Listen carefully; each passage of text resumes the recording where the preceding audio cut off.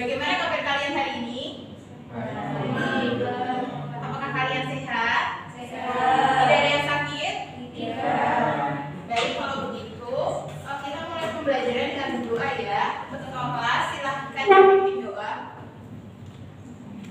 Untuk memulai pembelajaran hari ini berdoa dimulai. Berdoa selesai.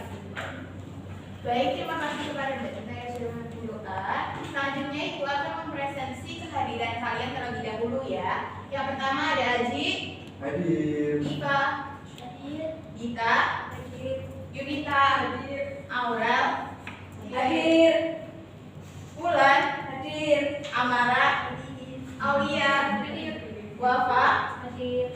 Baik, hadir semua ya. Hadir. Apakah ada yang masih ingat pada pembelajaran sebelumnya kita mempelajari mengenai apa? Iya, benar sekali. Ya, kita pada pembelajaran sebelumnya sudah mempelajari mengenai nilai-nilai di dalam cerpen, begitu ya. Ada yang masih ingat nilai-nilai di dalam cerpen itu ada apa saja? Lalu yang kedua, terus politik, lalu agama. Ya, benar sekali. Ada 5 ya. Jadi pada pembelajaran kali ini kita akan mempelajari mengenai menulis teks cerpen berdasarkan kejadian sehari-hari. Untuk tujuan pembelajaran pada pembelajaran ini yaitu yang pertama, peserta didik mampu menulis sebuah teks narasi dalam bentuk sebuah cerita pendek dengan memperhatikan unsur-unsur pembangunnya. Unsur-unsur pembangunnya ini meliputi unsur intrinsik dan juga unsur ekstrinsik. Untuk unsur ekstrinsiknya itu meliputi nilai-nilai yang sudah kalian sebutkan tadi ya. Lalu yang selanjutnya ialah unsur intrinsik yang meliputi ada 5. Ada tema, selanjutnya ada tokoh, lalu ada alur, latar, dan juga amanat. Ibu akan menyampaikan pertanyaan pematik. Apakah kalian pernah membaca cerpen berlatar sejarah? Cerpen apa yang pernah kalian baca? Ya, itu sudah kita pelajari di pertemuan sebelumnya ya. Lalu yang kedua, apakah kalian pernah menulis kejadian yang kalian alami di kehidupan sehari-hari dalam bentuk diary? Ada yang pernah, ada yang tidak ya? Tidak pernah? Siapa yang tidak pernah? Yunita ya? Yunita. Baik, selanjutnya pada pembelajaran kali ini kita akan menggunakan model cooperative learning. Jadi kalian nanti akan berdiskusi secara kelompok. Metode yang ibu gunakan adalah team assisted individualization. Jadi menggunakan metode ini, kalian akan belajar secara individu sekaligus belajar secara berkelompok. Baik, kita akan memulai kegiatan inti ya anak-anak. Ibu akan membagi kalian menjadi beberapa kelompok. Satu kelompok terdiri dari 3 anak ya. Untuk pembagiannya kalian pilih sendiri atau sesuai tempat duduk saja? Sesuai tempat duduk. Baik, sesuai tempat duduk saja. Berarti kelompoknya Mbak Aulia kelompok 1 ya. Lalu kelompok 2 kelompoknya Mbak Gita. Lalu kelompok 3 kelompoknya Mbak Diva. Dan kelompok 4 yaitu kelompoknya Mbak Imelda. Lalu yang selanjutnya, Ibu akan memberikan 3 buah soal pretest. Kalian harus menjawabnya secara individu, tidak apa-apa. Baik, yang pertama, berapakah batas atas penggunaan kata dalam keseluruhan cerpen? 10.000 kata. Ya, 10.000 kata ya, bukan 10.000. Lalu yang selanjutnya, sebutkan tahapan alur dalam cerpen. Baik, Mbak silakan. Ada pengenalan, pemunculan konflik, kemudian konflik memuncak, konflik menurun, dan juga penyelesaian. Ya, benar sekali. Jadi tahapan alur itu ada 5 ya, dimulai dari pengenalan, lalu konflik mulai muncul, lalu yang ketiga ada konflik memuncak, itu puncaknya konflik dari alur cerita yang kalian buat. Lalu yang keempat ada konflik menurun, ini sudah mulai diturunkan ya alurnya gitu. Lalu yang terakhir ada penyelesaian, ini ada solusi. Lalu yang pertanyaan ketiga, nilai dalam cerpen berjumlah 5. Sebutkan kelima nilai tersebut. Silakan angkat tangan.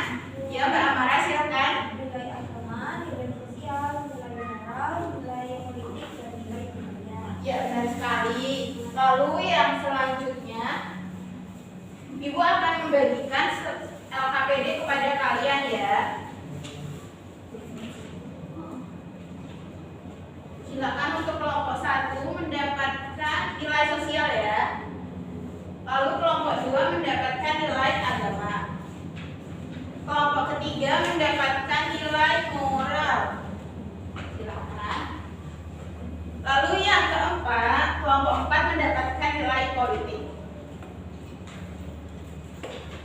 Sebelumnya Ibu akan ulas lagi materi yang sudah kita pelajari pada pertemuan sebelumnya, yaitu unsur intrinsik teks cerpen, ada tema, tokoh, alur, latar, dan amanat. Ada yang masih ingat tema itu apa?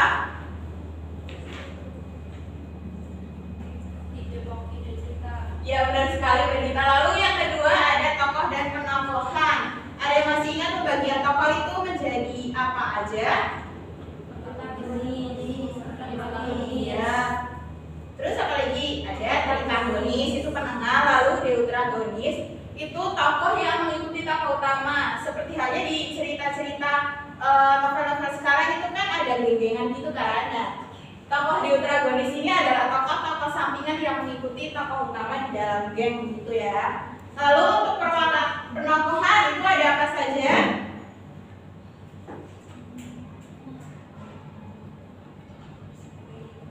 Ya, perwatakannya itu bagaimana? Apakah mereka baik? Apakah mereka pemarah atau bagaimana? Jadi itu menggambarkan bagaimana kepribadian dari tokohnya itu sendiri ya anak-anak. Lalu yang ketiga ada alur. Alur terbagi menjadi dua, yaitu alur maju dan juga alur mundur. Tapi seringkali ada juga yang menggunakan alur campuran begitu ya. Jadi awal itu ada alur maju, lalu tiba-tiba flashback alur mundur, lalu kembali lagi ke alur maju gitu ya. Lalu yang keempat ada latar. Latar terbagi menjadi tiga, apa saja?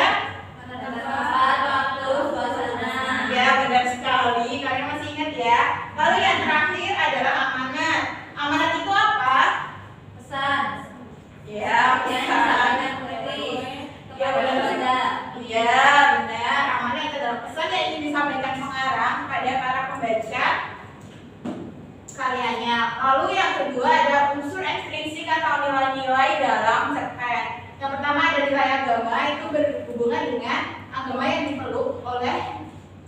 dipeluk dalam tokoh ataupun nilai agama yang tercermin dalam cerita itu sendiri ya. Lalu yang kedua ada nilai sosial, berhubungan dengan hubungan manusia dalam masyarakat. Lalu yang ketiga itu ada nilai moral. Nilai moral ini berhubungan dengan baik buruknya perilaku seseorang. Lalu yang keempat itu ada nilai politik. Ada yang masih ingat nilai politik itu apa? Yang berhubungan dengan politik. Ya, bisa. Jadi seperti yang sudah dijelaskan di pertemuan sebelumnya ya, nilai politik ini berhubungan dengan bagaimana aturan yang dikeluarkan oleh pemerintahan yang ada. Misalnya kita tinggal di Indonesia, jadi kita mematuhi aturan dan juga perundang-undangan yang ada di negara Indonesia. Lalu yang terakhir ada nilai budaya. Ada yang bisa sebutkan nilai budaya apa yang ada di Magelang? Ya, nyadran. Itu budayanya bukan nilai budaya yang ibu maksud ya, bukan jadi Borobudurnya. Ya, itu benar, berbukit-bukit itu bisa ya. Lalu yang selanjutnya Ibu akan menjelaskan LKPD yang sudah kalian pegang. Silahkan kalian baca LKPD yang sudah kalian pegang ya. Jadi di LKPD ini kalian perlu membuat sebuah kerangka cerpen. Kerangka ini dibuat dari cerpen yang akan kalian buat. Untuk kerangka cerpennya itu meliputi 7 hal. Silahkan dibuka ya anak-anak. Yang pertama ada judul. Judul dari cerpen yang akan kalian buat itu apa? Lalu yang kedua ada tema. Tema cerita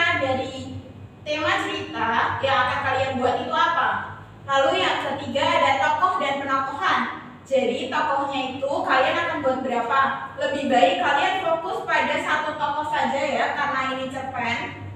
Lalu yang keempat ada alur. Alur ini adalah plot cerita dari cerpen yang akan kalian buat. Nah, untuk alurnya ini fokus pada satu konflik saja karena cerpen ini harus selesai dalam batas 10.000 kata ya. Lalu yang kelima ada latar. Latarnya kalian harus lengkap dari latar waktu, latar tempat, dan juga latar suasananya ya. Keenam ada amanat. Amanat dari cerpen yang ingin kalian sampaikan itu apa? Itu harus ada ya. Ya Bu. Lalu terakhir nilai dalam cerpen yang akan kalian buat. Ini sudah Ibu bagi ya. Untuk kelompok 1 mendapatkan nilai sosial, kelompok 2 mendapatkan nilai agama, kelompok 3 mendapatkan moral, lalu kelompok 4 mendapatkan nilai politik ya. Kelompok 4 harus diingat ya, kalian mendapatkan nilai politik. Lalu Ibu akan sampaikan ketentuan dari cerpen yang harus kalian buat. Yang pertama, batasnya itu 10.000 kata. Jadi cerpen yang kalian buat ini tidak boleh lebih dari 10.000 kata. Lalu yang kedua, ini terkait dengan kaidah dan juga ejaannya. Gunakan ejaan dan juga kaidah bahasa yang benar ya. Lalu yang ketiga, cerpen dibuat berdasarkan kejadian sehari-hari. Nah, jadi cerpen kalian ini dibuat dari kejadian sehari-hari ataupun peristiwa yang pernah kalian lihat, pernah kalian amati, ataupun pernah kalian tonton dari peristiwa yang dialami oleh orang lain. Lalu yang keempat, cantumkan nilai-nilai dalam cerpen. Ya tadi ya, ada sosial, ada budaya, ada moral, politik, dan juga agama. Lalu yang terakhir, fokus cerita pada satu tokoh dan berfokus pada satu konflik saja. Baik, sekarang anak-anak kita akan memasuki sintaks yang keempat, yaitu student kreatif. Jadi kalian akan membuat kerangka cerita secara individu. Walaupun posisi kalian sudah ada di kelompok, kalian akan membuat kerangka cerita kalian masing-masing. Ibu akan berikan waktu 20 menit. Setelah 20 menit berlalu, kalian akan bekerja secara berkelompok untuk memberikan komentar kepada kerangka hasil buatan teman kalian, begitu ya. Apakah paham? Baik, sekarang dimulai saja ya. Kalian membuat kerangka ceritanya. Ibu beri waktu 20 menit, apakah cukup? Cukup. Baik, sekarang dikerjakan ya.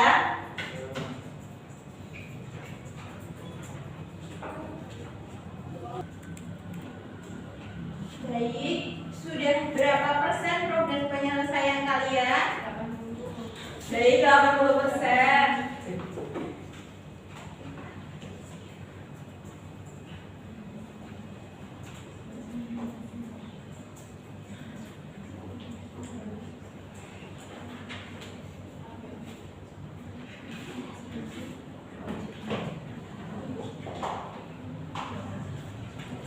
Baik anak-anak, waktu 20 menit sudah selesai. Apakah kerangka kalian masing-masing sudah selesai? Sudah. Baik, sekarang Ibu akan beri waktu 10 menit untuk kegiatan tukar ide dengan kelompok kalian masing-masing. Ayo silakan tukar kerangka cerita kalian dan berikan komentar kepada kerangka hasil pekerjaan teman kalian ya.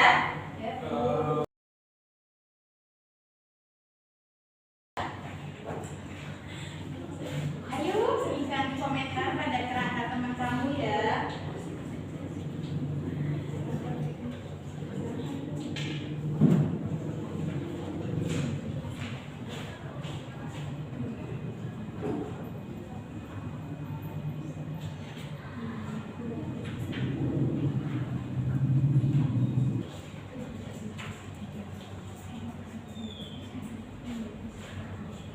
Apakah sudah selesai anak-anak? Sudah.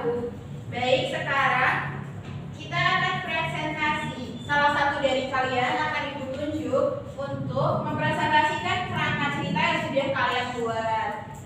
Ibu akan memilih siapa ya?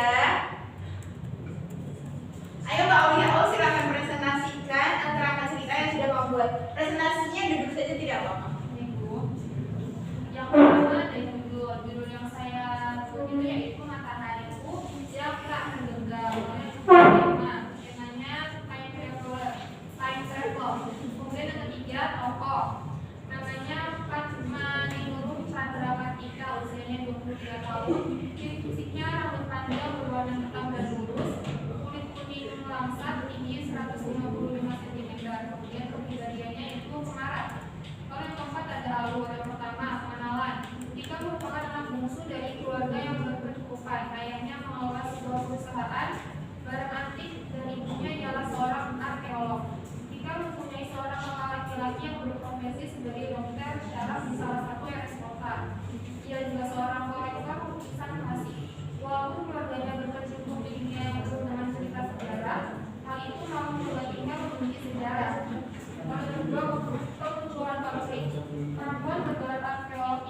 terpaksa mengambil jurusan yang tidak ia sukai karena paksaan sang ayah.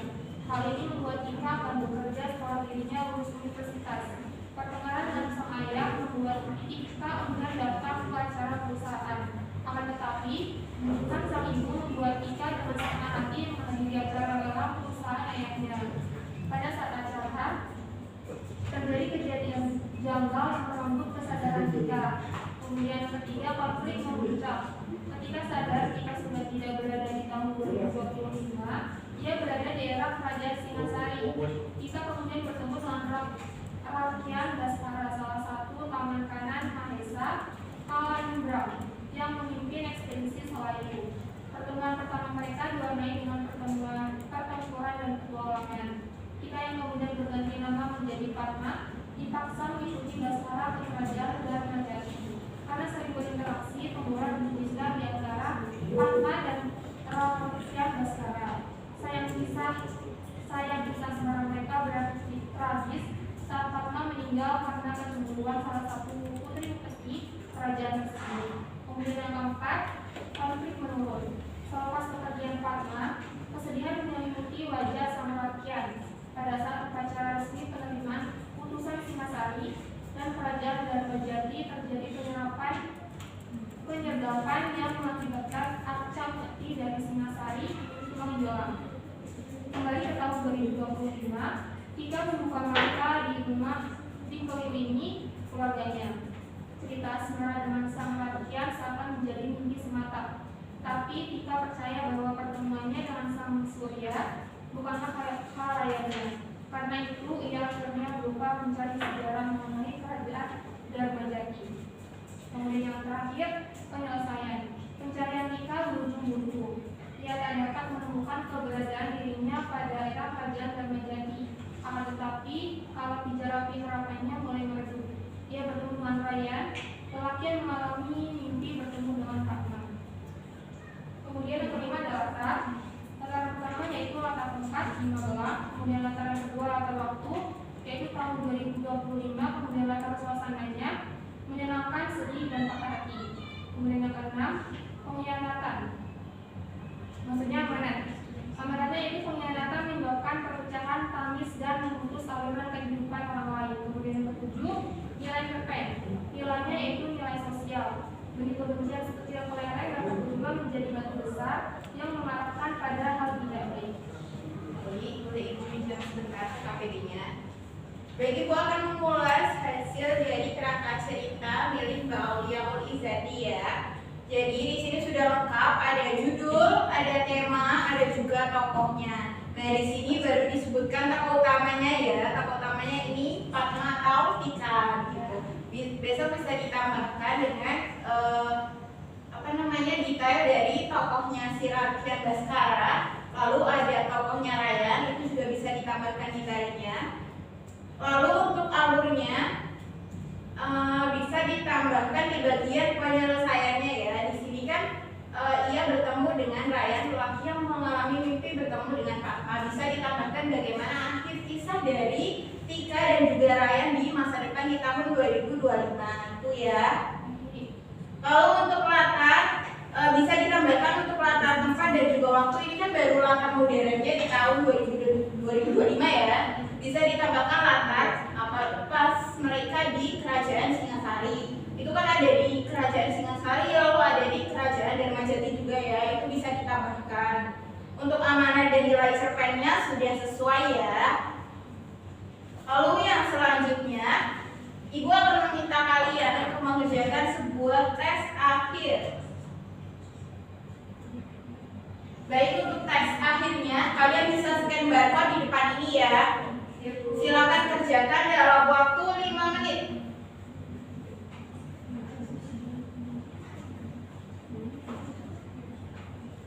Baik, apakah sudah selesai? Sudah, Bu. Baik, dari hasil yang sudah ibu terima, ibu akan memberikan peringkat kepada 4 kelompok yang sudah mengerjakan tugas pada hari ini. Kepada kelompok 1, kalian mendapatkan label super. Tepuk tangan yuk. Untuk kelompok 2, kalian mendapatkan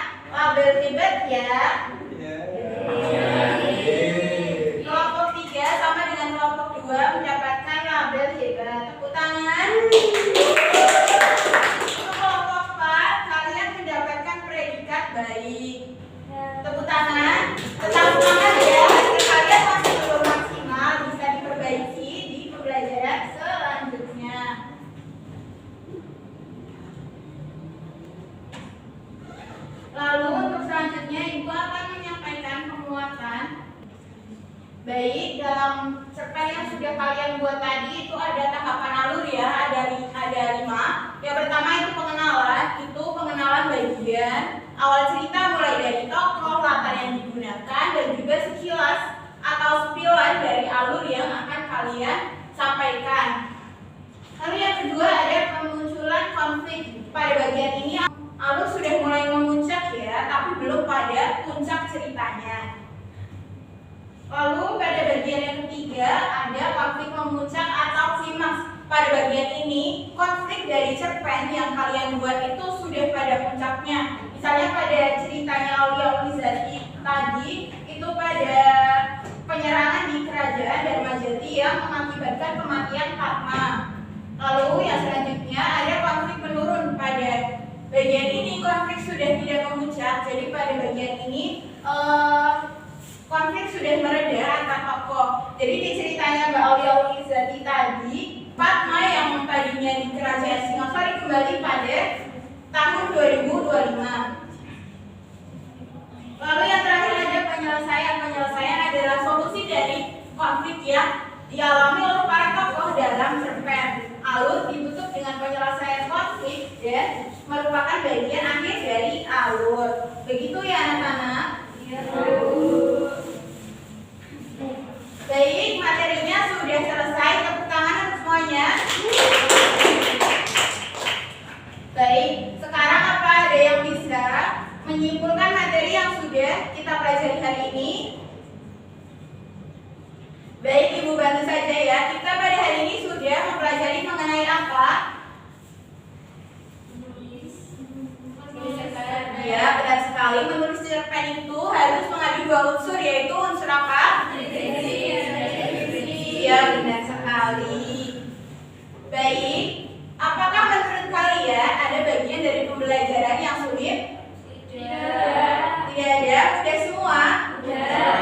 Baik, kalau begitu pada materi selanjutnya Ibu harap kalian sudah menyelesaikan kerangka cerpen menjadi sebuah cerpen utuh ya anak-anak. Karena pada pertemuan selanjutnya kalian harus mempresentasikan cerpen kalian secara utuh dan teman kalian akan meresensi cerpen kalian tersebut.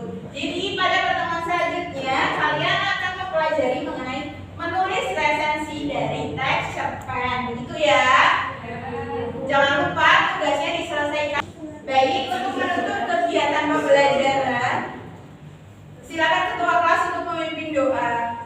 Untuk mengakhiri pembelajaran, berdoa dimulai. Berdoa selesai. Baik, karena pembelajaran sudah selesai dan kita sudah berdoa, Ibu kira pembelajaran kita sampai di sini saja. Kurang lebihnya Ibu mohon maaf, tetap semangat. Jangan lupa tugasnya di